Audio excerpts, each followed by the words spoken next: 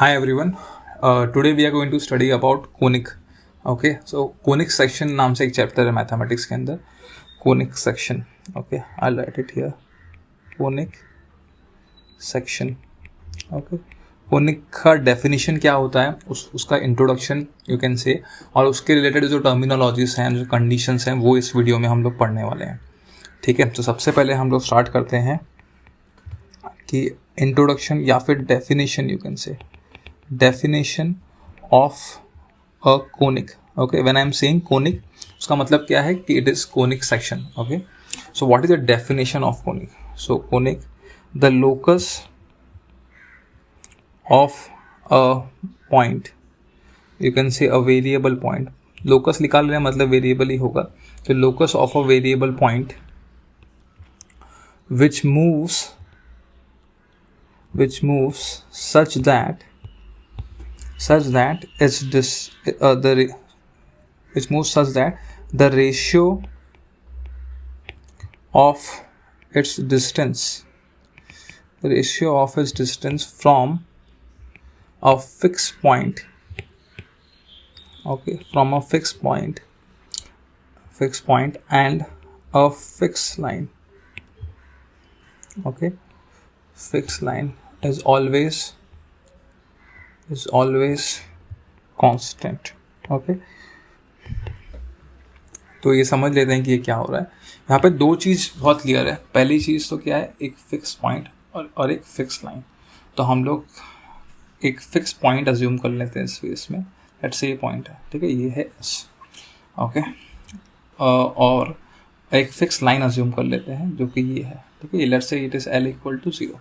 अच्छा, अब हमको एक वेरिएबल पॉइंट भी चाहिए क्योंकि उसका ही का तो लोकस निकालना है हमें. तो एक वेरिएबल पॉइंट क्या होगा, लेट्स से इधर मान लिया मैंने ये P, ठीक है, ये है H, के. लोकस निकालने के लिए हम लोग हमेशा 3 स्टेप करते हैं. पहला स्टेप क्या होता है, हम लोग उस रैंडम पॉइंट को अज्यूम करते हैं H, के, ठीक है. फिर हम लोग जो भी ज्योमेट्रिकल कंडीशन पॉसिबल है उसे लगाते हैं and then we replace at the final step H, K by X, Y. सो अब यहाँ पे क्या बोला गया है, ऐसे पॉइंट का लोकस जो एक फिक्स पॉइंट से, ठीक है, इस फिक्स पॉइंट से एस से, ठीक है, और फिक्स लाइन से हमेशा एक कांस्टेंट रेशियो बना रहा है, ठीक है. तो अब ये लाइन से एल जो है ना, डिस्टेंस वो हमेशा हम लोग परपेंडिकुलरली ही मेजर करेंगे. किसी भी पॉइंट का डिस्टेंस एक लाइन से हमेशा हम लोग परपेंडिकुलरली ही मेजर करते हैं, राइट. तो according to the definition what they are trying to say, SP upon PM है ना, SP upon PM is the ratio. Okay, अब इस रेशियो को उन्होंने एक नाम दे रखा है. रेशियो क्या है, the ratio is eccentricity. Okay, eccentricity and it is represented by small letter E. Okay, तो depending on the value of E, okay, different types of conics are possible. Okay, so पहली चीज़ आपको ये समझ आनी चाहिए कि ये कोनिक होता क्या है, ठीक है. ऐसे पॉइंट का लोकस जो एक फिक्स रेशियो में हमेशा एक फिक्स रेशियो में एक पॉइंट से और एक लाइन से, ठीक है, बना रहा है. ऑलराइट, पहली चीज़ तो ये. दूसरी चीज़, जब भी कोनिक का नाम आएगा तो दो चीज़ें पहले क्लियर होगी. ये फिक्स पॉइंट, ठीक है, इसको फिक्स पॉइंट बोला था. तो इसमें नोट करने वाली बात क्या है, this fix point is known as focus of conic, ठीक है, it is known as focus of conic. And तीसरा, ये जो फिक्स लाइन है ना, L इक्वल टू 0, इसको भी this fixed line is known as directrix. Okay, ठीक है. सो बेसिकली अगर हम डेफिनेशन को देखें तो ऐसा पॉइंट जो हमेशा फोकस और डायरेक्ट्रिक्स से एक फिक्स रेशियो में बना रहा है, राइट, डिस्टेंस फिक्स रेशियो में बना रहा है, इसी को हम लोग बोलते हैं conic.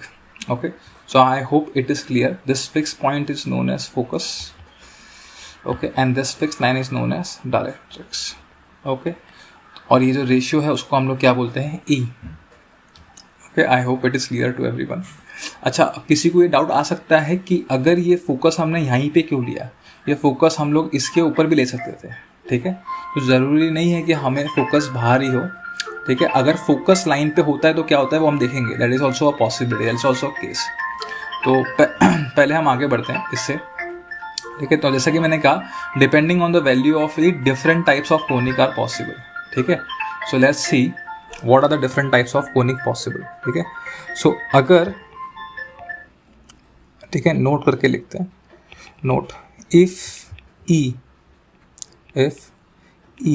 Is equal to 1 then, ठीक है, then conic is parabola, then conic is parabola, okay. अगर ई 1 हो गया तो क्या होगा, पैराबोला, ओके। अगर 1 हो गया तो क्या होगा, S P upon P M बराबर हो जाएगा, है ना, ठीक है। तो S P is equal to P M होगा तो क्या होगा, पैराबोला, ओके, पहला पॉइंट। अगर if E is less than 1, ठीक है, and greater than 0, less than 1 and greater than 0, then conic is ellipse, ठीक है, then the conic is ellipse. अच्छा, S P upon P M less than 1 है, ठीक है, इसका मतलब क्या होगा, एस पी हमेशा छोटा होगा पी एम से, ठीक है। तो वो क्या हो जाएगा, एलिप्स, ठीक है, that will become ellipse. Third thing will come is if E is greater than 1, if E is greater than 1 then the conic is what, conic is a hyperbola, okay, hyperbola. तो ये तीनों conic अपने आप में एक chapter है, वो हम लोग एक के बाद एक पढ़ेंगे। सबसे पहले हम लोग पैराबोला पढ़ेंगे, फिर एलिप्स और फिर हाइपरबोला। तो अगर S P upon P M greater than 1 होगा तो वो क्या बनेगा, hyperbola, okay. I hope it is clear, यहाँ तक तो सबको क्लियर होना चाहिए, ओके। और यहाँ पे एक नोट करने वाली बात है ना, रिमार्क करके, remark that if E is equal to infinity, ठीक है, E is equal to infinity, या फिर E is tending to infinity बोले ज़्यादा बेटर है, E is tending to infinity, then the conic is pair of straight line. Conic तो नहीं बोलेंगे, उसका लोकस क्या हो जाएगा, pair of straight line, okay. So हम लोग इसको समझ लेंगे कि क्या होता है, ठीक है। यहाँ तक I hope everybody is clear, definition and introduction of conic, ये फोकस क्या होता है और ये डायरेक्ट्रिक्स क्या होता है। रेशियो को हम लोग एसेंट्रिसिटी बोलते हैं, और different types of conic, that is parabola, ellipse और हाइपरबोला, ठीक है। तो आगे बढ़ते हैं। अब सबसे पहले जनरल इक्वेशन, अगर हमें जनरल इक्वेशन निकालनी है ना एलिप्स की, general equation of any conic, ठीक है, general equation of any conic. तो हम लोग को क्या करना पड़ेगा, हम लोग को एक फिक्स पॉइंट मानना पड़ेगा, लेट्स से ये ए कॉमा बी है, ठीक है, दो है फोकस, है ना, और ये लाइन मैं मान लेता हूँ L X plus M Y plus N equal to 0, ठीक है, ये लाइन है, ओके, एल। तो अगर हमें एक फिक्स, अगर रैंडम पॉइंट हम लोग अज्यूम करें एच कॉमा के, ठीक है, तो S P upon P M, ठीक है, ये M, M is what, foot of perpendicular from this point to the directrix, okay, to the directrix, okay. So हमको पता है S P upon P M E होता है, right. Now what is S P, S P is under root of H minus A का whole square plus K minus B का whole square, okay. And what is P M, P M क्या है, distance of this variable point from this line, ठीक है। तो उसका formula होता है ना, A X one plus B, mod of A X one plus B Y one plus C upon under root of A square plus B square. तो यहाँ पे क्या हो जाएगा, वही L H plus M K plus N upon under root of L square plus M square, right, क्योंकि इसके coefficient L और एम है, ओके। इन दोनों को अगर मैं इसमें रखूँगा तो मुझे क्या आ जाएगा, under root of H minus A का whole square plus K minus B का होल स्क्वायर, ठीक है, is equal to E two mod of LH plus MK plus N upon under root of L square plus M square. Okay, अब इसके बाद obviously हम लोग square करेंगे। If I square this, ठीक है, स्क्वायरिंग, तो मुझे क्या आ जाएगा, H माइनस ए का whole square plus K minus B का whole square is equal to E square into LH plus MK plus N का whole square upon L square plus M square. इसको इधर लेके जाएंगे। Okay, so you will have finally L square plus M square, ठीक है, into H minus A का whole square plus K minus B का whole square is equal to E square into LH plus MK plus N का whole square. अच्छा, अब ये final almost equation आ गया है। अगर इसमें अब लास्ट स्टेप में, जैसे मैंने कहा था, लोकस में हम लोग क्या करते हैं, H को रिप्लेस करते हैं X से एंड K को रिप्लेस करते हैं Y से, राइट।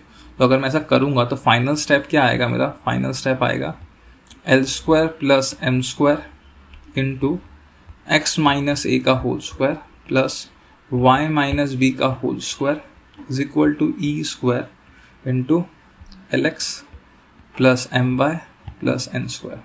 ठीक है, ये जनरल इक्वेशन ऑफ कोनिक है ना, जनरल इक्वेशन ऑफ कोनिक।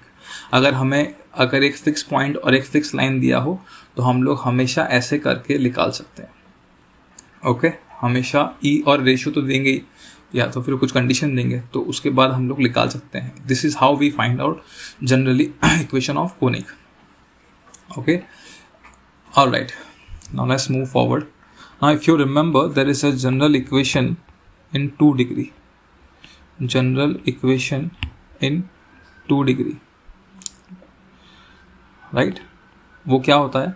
वो होता है ax square plus 2hxy plus by square plus 2gx plus 2fy plus c is equal to 0.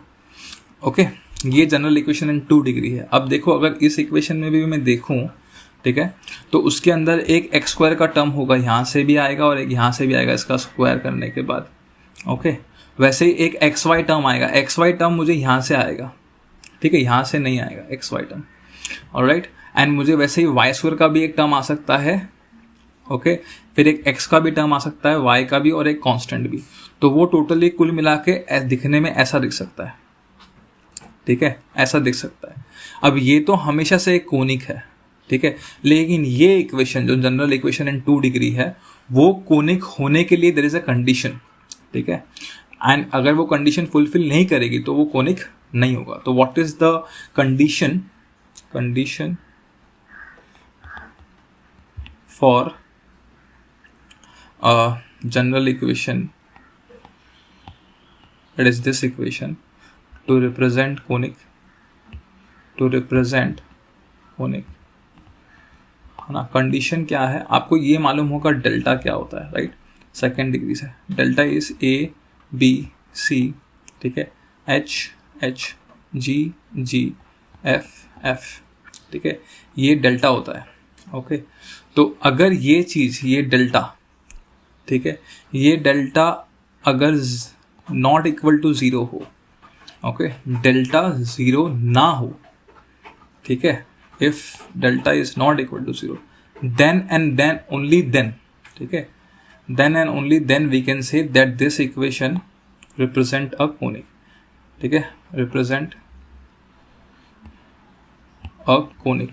Negative positive कुछ भी चलेगा, बट 0 नहीं होना चाहिए। अगर 0 हो गया, किसी ने पूछा भाई अगर 0 हो गया तो क्या हो जाएगा, if delta is 0 suppose, then it represent